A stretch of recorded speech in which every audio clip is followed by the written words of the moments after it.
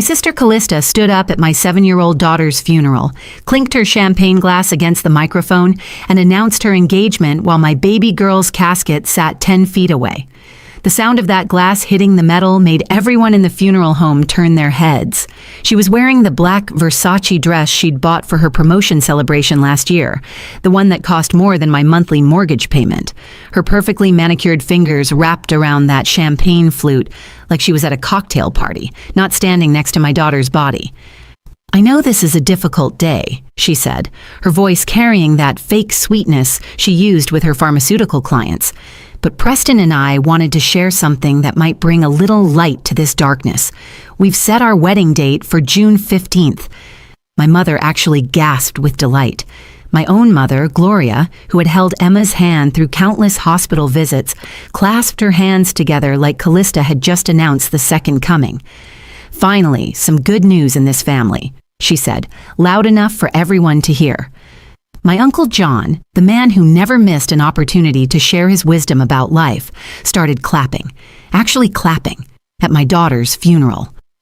"Life goes on," Uncle John declared, his booming voice filling the room. "Emma would want us to celebrate life, not mourn death." Other relatives joined in, creating this surreal scene of applause next to my child's casket. Emma's favorite stuffed rabbit, Mr. Hoppy, sat propped against the flowers, his button eyes seeming to stare at the spectacle in disbelief. I stood there frozen, my hands gripping the pew in front of me so hard my knuckles went white. This couldn't be real. My baby girl had been gone for only 4 days.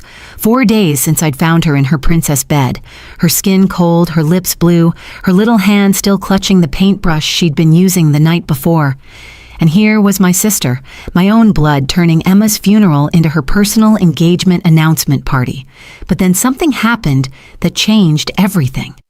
My 8-year-old nephew, Brody, who had been standing quietly beside his father, my brother Devin, walked slowly toward Callista. He was wearing the little black suit we'd bought him yesterday, the one he'd cried about because he said Emma would hate seeing him so fancy. His small hand reached up and tugged on Callista's expensive dress.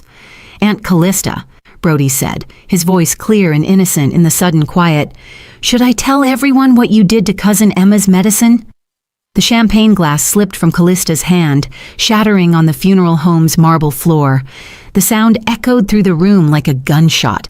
Her face went from that fake smile to sheet white in less than a second.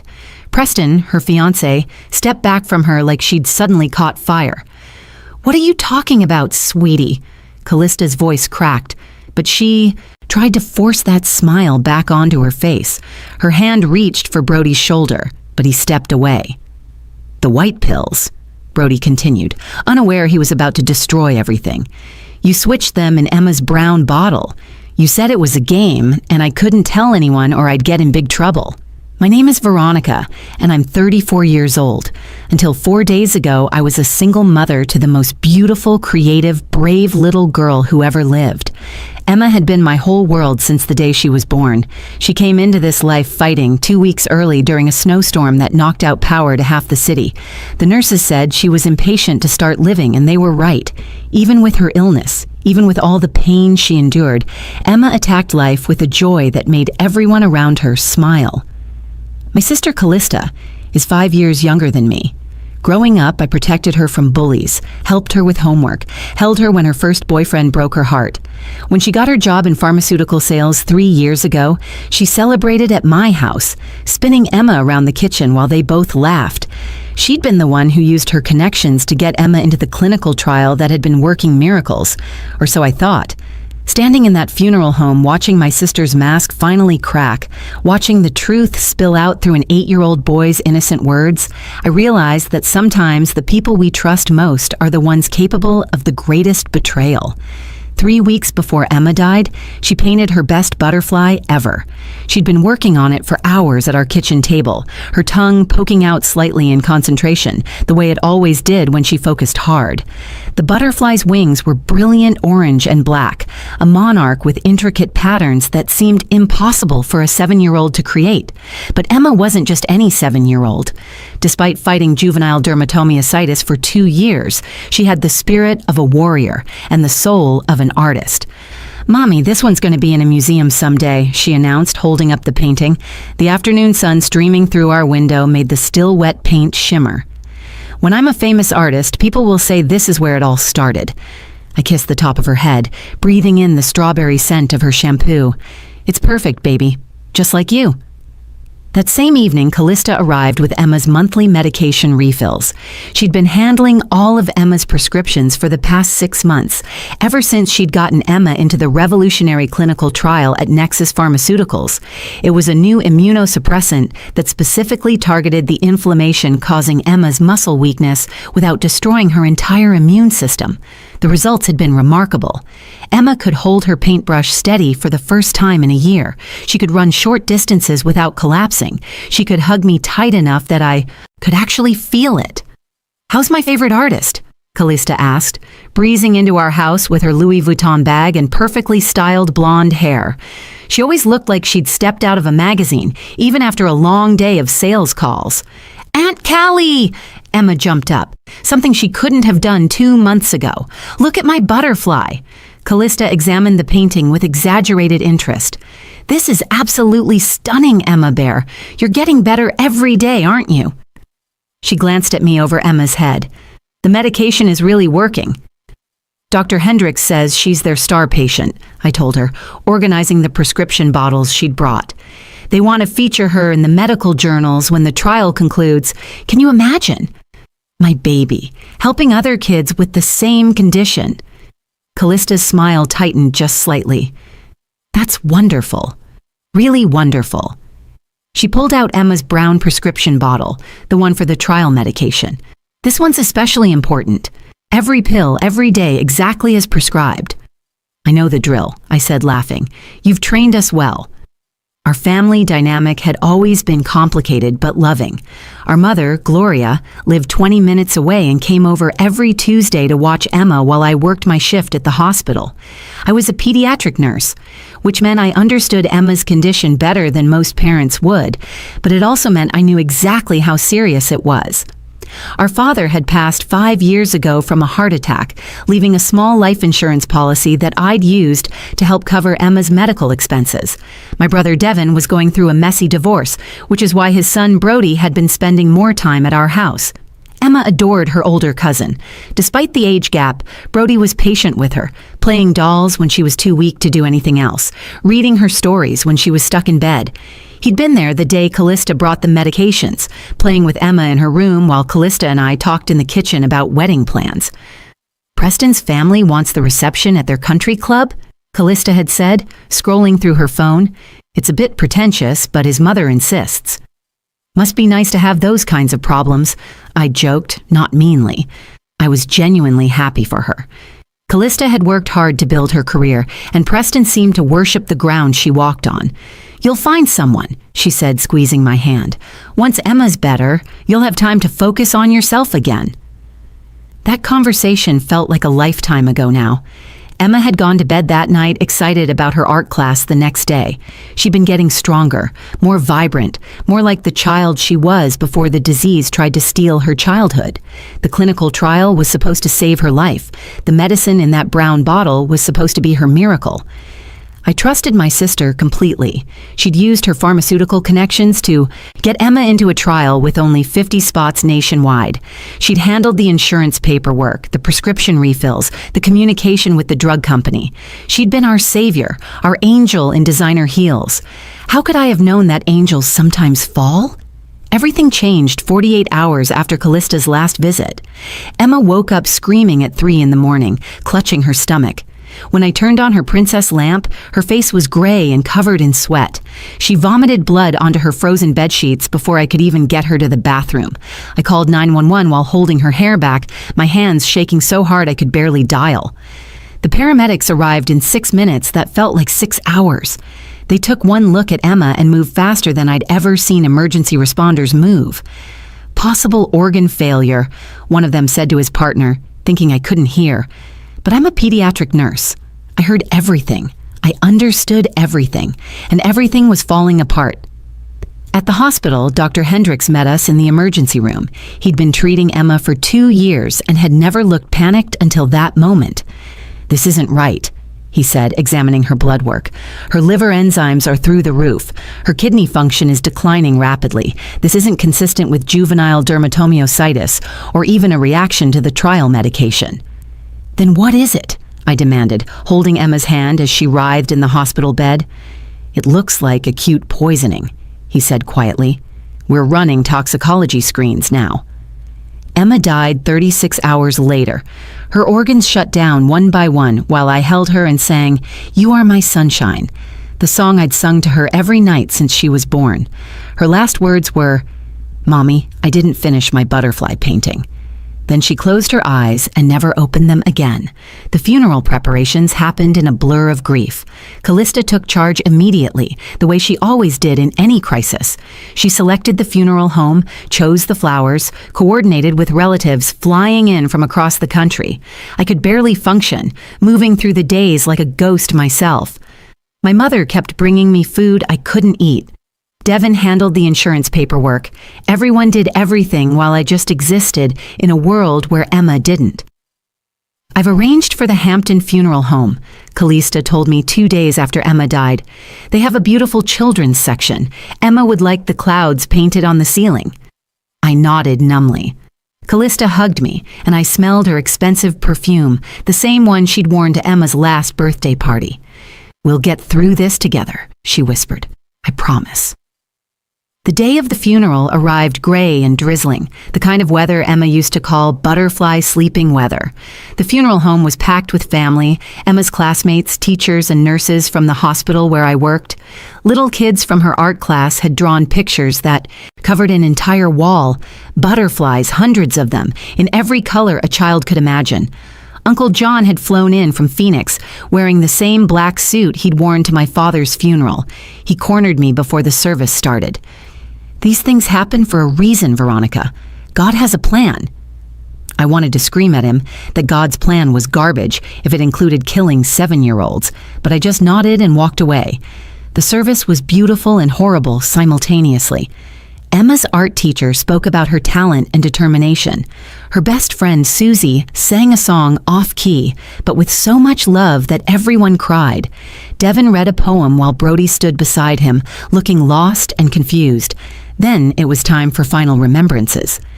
That's when Callista stood up. She was supposed to talk about Emma. She was supposed to share a memory about her niece. Instead, she walked to the microphone, and I noticed she was holding a champagne glass. Where did she even get champagne at a funeral home? Preston stood beside her, looking uncomfortable in his expensive suit. "I know this is a difficult time," Callista began, and something in her tone made my skin crawl. It was the voice she used for presentations, not for grieving. "But Preston and I have something that might lift everyone's spirits." My mother perked up in her seat. Relatives leaned forward. Even Uncle John stopped checking his phone. "We've set our wedding date," Callista announced, raising her glass. "June 15th. We wanted our family to be the first to know, and since everyone is here together, we thought this was the right moment to share some joy." The silence lasted exactly 3 seconds. Then Uncle John started clapping. "Life goes on! Emma would want us celebrating!" Others joined in. My mother wiped away tears and said, "Finally, some good news in this family." Cousins started congratulating Preston. Aunt Ruth asked about wedding colors. And there sat Emma's casket, 10 feet away, covered in butterfly drawings and white roses, forgotten in the celebration of my sister's engagement. I stood there watching my family celebrate around my daughter's casket, and something inside me shattered. Not broke, not cracked, but shattered into pieces so small I knew I'd never be whole again.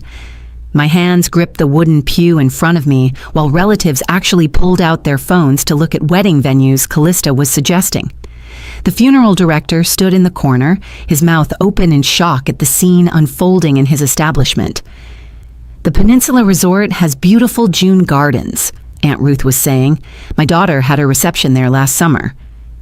"Preston's mother wants the country club," Callista replied, laughing like we were at a Sunday brunch. "But I'm thinking something more modern, you know," I wanted to scream. I wanted to flip over the casket stands and throw the flower arrangements at the wall. I wanted to grab Callista by her perfect blonde hair and demand to know how she could do this. But my body wouldn't move. The grief had paralyzed me, turned me into a statue watching my daughter's funeral become my sister's impromptu engagement party. That's when I noticed Brody. He was standing apart from everyone, near Emma's photo display. His small hands were clenched at his sides, and he was staring at Callista with an expression I'd never seen on an 8-year-old's face. It was intense, troubled, like he was working through a complex math problem in his head. Brody had been staying with us the week Emma died. His parents' divorce had gotten ugly, with lawyers and custody evaluations, so Devin had asked if Brody could spend a few nights at our house to escape the tension. Emma had been thrilled. Even though she was younger, they played together beautifully. He'd taught her card games, and she'd taught him to paint. They'd spent hours in her room that last week, creating art projects and building pillow forts. Something about Brody's expression triggered a memory from 3 days before Emma got sick. He'd said something strange while we were making dinner. "Aunt Veronica, why did Aunt Callista tell me to keep secrets?" I'd been distracted, stirring pasta and trying to help Emma with her homework at the same time. "What secrets, honey?" "About Emma's medicine. She said it was a special game and I couldn't tell anyone." I dismissed it then, thinking Callista had probably just been trying to keep him from playing with Emma's pills. Kids were curious about everything, and Emma's medication routine was extensive. But now, watching Brody stare at Callista with that troubled expression, the conversation took on a different meaning. The celebration continued around me. Preston was showing Uncle John his Rolex, probably explaining how much it cost. My mother and Callista were scrolling through Pinterest, looking at wedding dresses. The funeral director had given up trying to maintain decorum and retreated to his office. And Emma's casket sat there, ignored, like she'd already been forgotten. Brody moved then. He walked slowly across the room, weaving between relatives who didn't notice him. His father was deep in conversation with a cousin about cryptocurrency. His grandmother was examining Callista's engagement ring. Nobody saw the little boy in the too big suit making his way toward my sister. I watched him approach Callista, and something in my chest tightened. A mother's instinct, maybe, or just the recognition that something significant was about to happen. Brody stopped right beside Callista, who was laughing at something Aunt Ruth had said about wedding night advice. He reached up and tugged on her designer dress. Callista looked down, slightly annoyed at the interruption. "What is it, Brody? The adults are talking." "I have a question," he said, his voice steady and clear. "Can it wait, sweetheart? We're discussing the wedding." "It's about Emma." The room didn't exactly go quiet, but there was a shift in attention. People turned toward the little boy who'd mentioned the dead girl everyone seemed to have forgotten. Brody looked up at Callista with those serious eyes. "Should I tell everyone what you did to Cousin Emma's medicine?" The champagne glass slipped from Callista's manicured fingers and shattered on the marble floor. The sound echoed through the funeral home like a bomb going off. Every conversation stopped. Every head turned. Preston stepped back from Callista like she'd suddenly become radioactive. Callista's face transformed from celebration to terror in an instant. Her perfectly applied makeup couldn't hide the way all the blood drained from her cheeks. Her mouth opened and closed like a fish, gasping for air. "What do you mean, sweetie?" she finally managed, her voice climbing an octave higher than normal. But Brody wasn't done. He had more to say, and everyone was listening now. Brody stood there in his little black suit, completely unaware that he was about to destroy everything. His innocent eyes looked up at Callista, waiting for an answer to his question. The entire funeral home had gone silent, except for the sound of champagne dripping onto the marble floor from the shattered glass. "The white pills," Brody continued, his voice carrying through the room with devastating clarity. "When you visited last week, you went into Emma's room with her medicine bag. You took the pills out of the brown bottle and put different white ones in. You told me it was a grown-up game and I'd get in big trouble if I told anyone. But Emma's gone now, so the game is over, right?" Preston physically backed away from Callista, his face cycling through confusion, disbelief, and horror. "Callista, what is he talking about?" "He's confused," Callista said, her voice shaking. She reached for Brody's shoulder, but he stepped away. "Children make up stories when they're grieving." "I'm not making it up," Brody protested, his young voice indignant. "You made me go watch TV in the living room. You said Emma needed special medicine and I couldn't watch. But I came back because I forgot my Nintendo Switch. I saw you putting the white pills in the brown bottle. You were throwing Emma's real pills in your purse." My knees buckled. Devin caught me before I hit the floor. The clinical trial medication, the brown bottle that held Emma's miracle drug, the medicine that had been saving her life. The room started spinning, but my mind became crystal clear for the first time since Emma died. "The trial," I said, my voice barely a whisper that somehow everyone heard. Emma was getting better. She was going to be the success story. Nexus Pharmaceuticals was going to feature her in medical journals, at conferences. She was proof their drug worked. Callista's hands were trembling. "You don't understand. This is ridiculous. I would never hurt Emma." "Lancaster Pharmaceuticals," I continued, the pieces clicking together with horrible precision. "You've been trying to get a job there for 2 years. They're Nexus's biggest competitor. Their drug failed trials last year. If Emma's medication succeeded, if she became the poster child for Nexus's treatment, Lancaster would lose the entire juvenile autoimmune market. That's what, $3 billion? "You're grieving," Callista said desperately. "You're not thinking clearly." Preston pulled out his phone. "Show me your emails with Lancaster." "What? Preston, you can't seriously believe this." "Show me the emails, Callista. This is insane." But her hand went to her phone protectively. Uncle John, who'd been frozen in shock, suddenly moved. He grabbed Callista's phone from her hand before she could react. "Password," he demanded. "You have no right." Callista tried to grab it back, but Uncle John held it out of reach. "It's Emma's birthday," I said quietly. "She always used Emma's birthday for everything." Uncle John typed in the date. The phone unlocked. He scrolled for less than 30 seconds before his face went white. "Dear God, you documented everything." He held up the phone, showing an email thread with Lancaster's CEO. The subject line read, "Trial Neutralization Progress." The latest email, dated the day after Emma died, included a wire transfer confirmation for $500,000. My mother collapsed into a chair. "You killed her? You killed that baby for money? It wasn't supposed to kill her," Callista screamed, her perfect composure finally shattering completely. "The dosage I calculated should have just made her sick enough to fail out of the trial. It was supposed to discredit the medication, not kill her. I'm not a monster." "You replaced her liver medication with acetaminophen," Dr. Hendrix's voice came from the back of the room. Nobody had noticed him arrive. He was holding papers, Emma's toxicology results. Concentrated acetaminophen. For a child with compromised liver function, that's a death sentence. You knew her medical history. You knew what that would do. Callista fell to her knees. I needed the money. The wedding, the lifestyle, Preston's family expecting things, and Lancaster promised me an executive position once the trial failed. It was just business. It wasn't personal. Not personal. I found my voice, found my rage. You held her when she was born. You taught her to ride a bike. You braided her hair for her school pictures. You sat at her bedside during treatments. You called her Emma Bear. And you murdered her for a job promotion and wedding money? Preston was already on the phone with 911. I need police at Hampton Funeral Home, immediately. Callista looked around the room wildly, seeing nothing but horror and disgust on every face. Even Uncle John, who always had something philosophical to say, stood speechless. Her carefully constructed world had collapsed in minutes, brought down by an 8-year-old boy's simple honesty. The police arrived within 7 minutes, though it felt like hours. 2. Officers entered the funeral home and found Callista still on her knees, surrounded by family members who'd formed a circle around her, not to protect, but to prevent escape. She kept mumbling about dosage calculations and how it was supposed to be temporary. The officers read her rights while Emma's casket sat as a silent witness to her confession. I need to call my lawyer, Callista said as they handcuffed her.